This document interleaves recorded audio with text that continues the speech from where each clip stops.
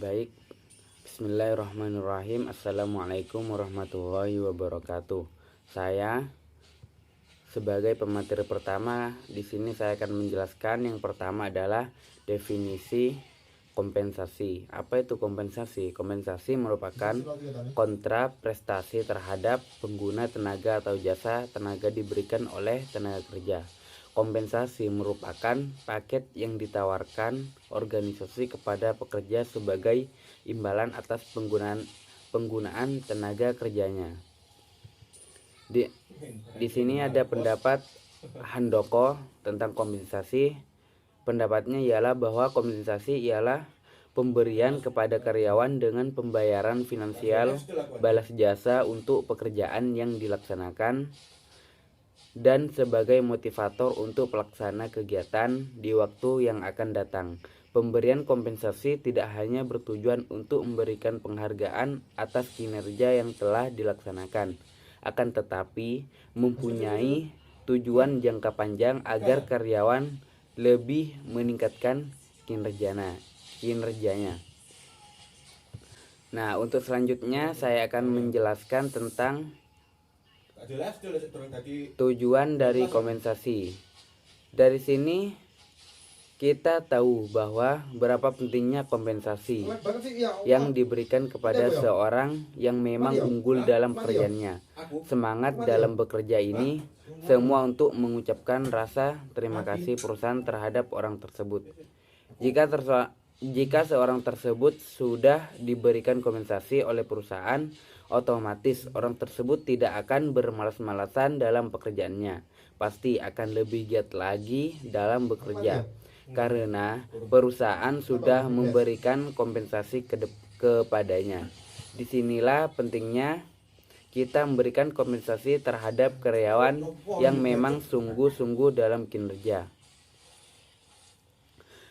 Mangkunegara mengemukakan bahwa kompensasi sangat penting bagi pegawai maupun majikan. Hal ini karena kompensasi merupakan sumber penghasilan bagi mereka dan keluarganya. Kompensasi ini juga merupakan gambaran dalam status sosial bagi pegawai. Tingkat penghasilan sangat berpengaruh dalam menentukan standar kehidupan. Selanjutnya saya akan menjelaskan tentang tujuan dan faktor kompensasi. Apa itu tujuan kompensasi? Nah, tujuan kompensasi adalah untuk membantu organisasi mencapai keberhasilan strategis sambil memastikan keadilan internal dan eksternal. Yang pertama, internal equity atau keadilan internal, memastikan bahwa jabatan yang lebih menentang atau orang yang mempunyai kualifikasi lebih baik dalam organisasi dibayar lebih tinggi. Nah, sementara itu external equity atau keadilan eksternal apa itu? Yaitu menjamin bahwa pekerjaan mendapatkan kompensasi secara adil dalam perbandingan dengan pekerjaan yang sama di pasar tenaga kerja. Sedangkan keadilan eksternal lebih menitik beratkan dengan melakukan survei gaji di luar perusahaan, yaitu dengan cara membandingkan dengan pekerjaan lain yang merupakan di luar perusahaan. Nah, selanjutnya di sini saya akan menjelaskan tentang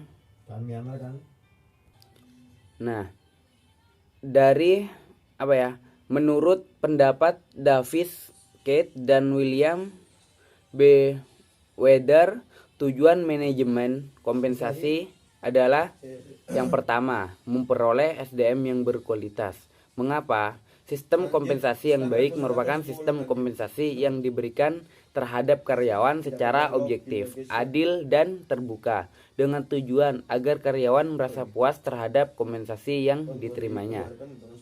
Yang kedua ialah mempertahankan karyawan yang ada. Jika karyawan memiliki keputusan terhadap sistem kompensasi yang diberikan perusahaan, maka karyawan tersebut akan merasa nyaman dan betah untuk tinggal sehingga tidak akan terjadi perpindahan atau pengunduran diri ke instansi dan perusahaan lain.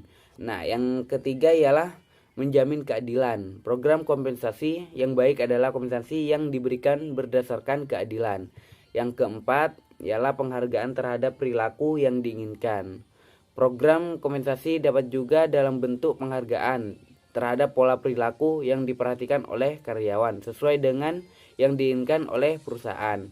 Yang kelima ialah mengendalikan biaya. Program kompensasi yang wajar, tidak terlalu tinggi dan tidak terlalu rendah, akan membantu perusahaan memperoleh dan mempertahankan karyawan dengan kualitas seperti yang diharapkan. Yang enam, mengikuti aturan pemerintah. Yang ketujuh ialah terbuka dan transparan. Yang kedelapan yang terakhir ini meningkatkan efisien administrasi. Mengapa? Sistem kompensasi yang baik hendaknya dirancang dan dikelola dengan efektif dan efisien. Dengan membuat sistem informasi SDM secara sistematis, integrasi antara satu bagian dengan bagian yang lain. Selanjutnya, saya akan menjelaskan tentang faktor kompensasi. Yang pertama, tunjangan transportasi.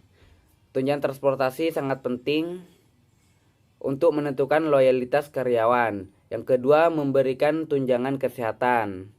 Itu juga sangat penting ya, untuk menjamin kesehatan setiap karyawannya, sehingga meningkatkan loyalitas karyawan pada saat melaksanakan tugas.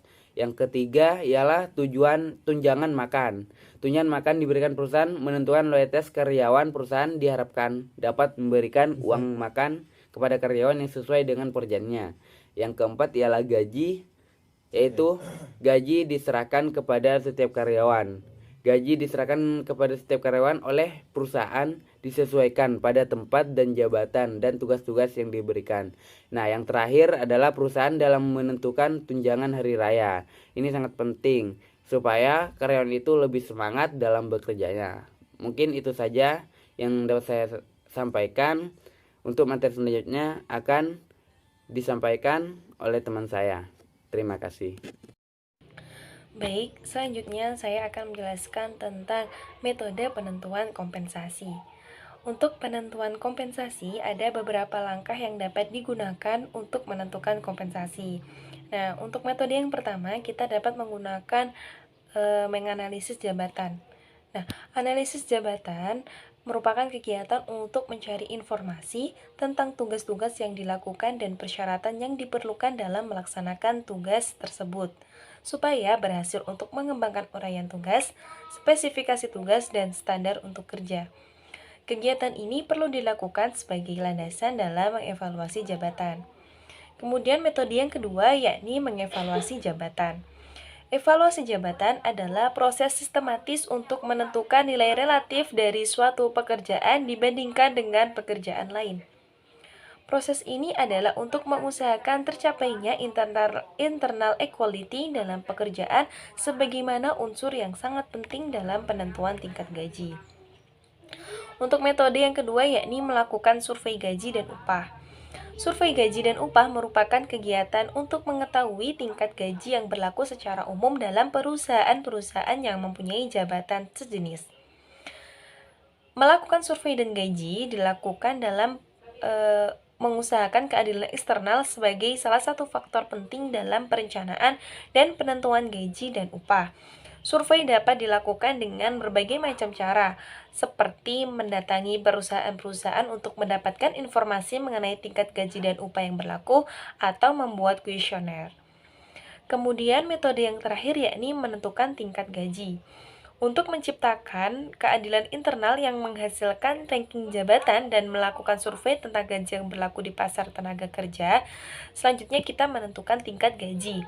Misalnya untuk penggunaan metode poin, faktor-faktor pekerjaan telah ditentukan poinnya dan jabatan-jabatan kunci telah diketahui harga pasarnya berdasarkan survei yang telah dilakukan.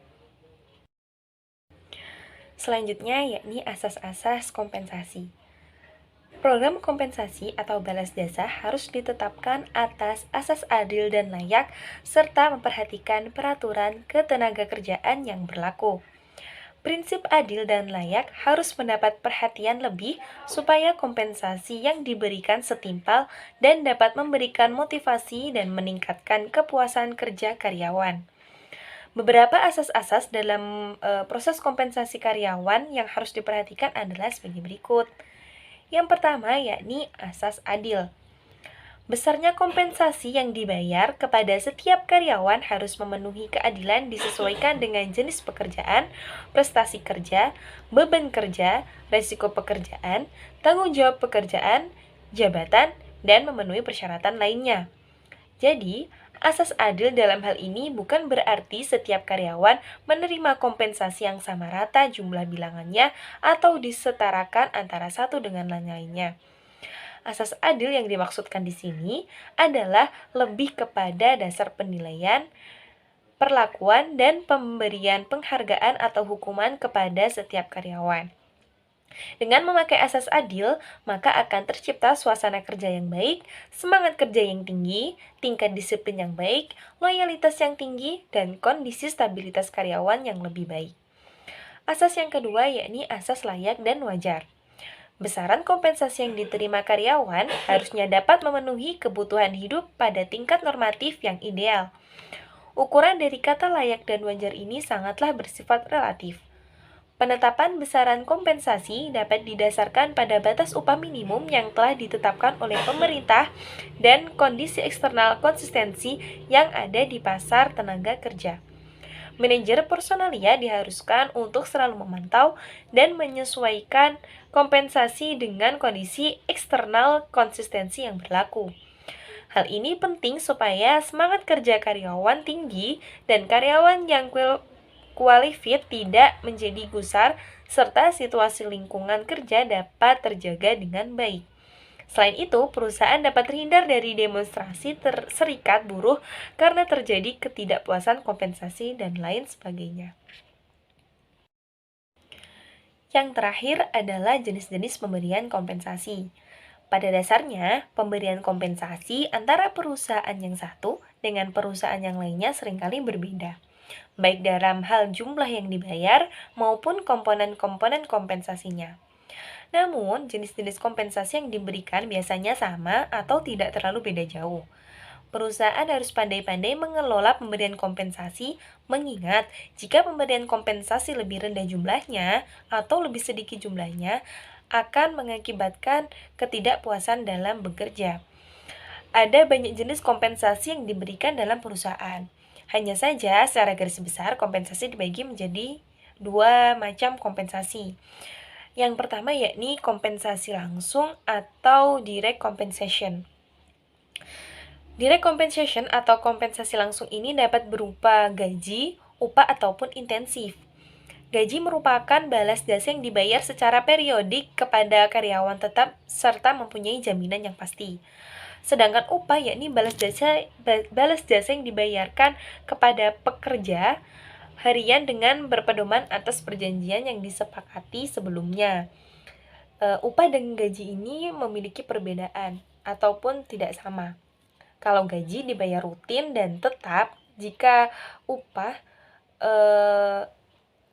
jumlahnya dapat berubah-ubah tergantung dengan keluaran yang dihasilkan atau sesuai dengan perjanjian yang telah dilakukan sebelumnya. Nah, untuk intensif sendiri yakni imbalan langsung yang dibayarkan kepada karyawan karena kinerjanya yang melebihi standar yang telah ditentukan. Untuk jenis kompensasi yang kedua yakni kompensasi tidak langsung atau fringe benefit adalah sebuah kompensasi tambahan yang diberikan berdasarkan kebijakan perusahaan terhadap semua karyawan sebagai upaya peningkatan kesejahteraan karyawan. Sebagai contoh, asuransi-asuransi, tunjangan, BPJS, uang pensiun, dan lain sebagainya. Sekian yang dapat kelompok kami sampaikan. Kami ucapkan terima kasih dan kami mohon maaf yang sebesar-besarnya apabila dari awal hingga akhir terdapat salah kata yang tidak berkenan di hati para pendengar semuanya. Sekian, wassalamualaikum warahmatullahi wabarakatuh.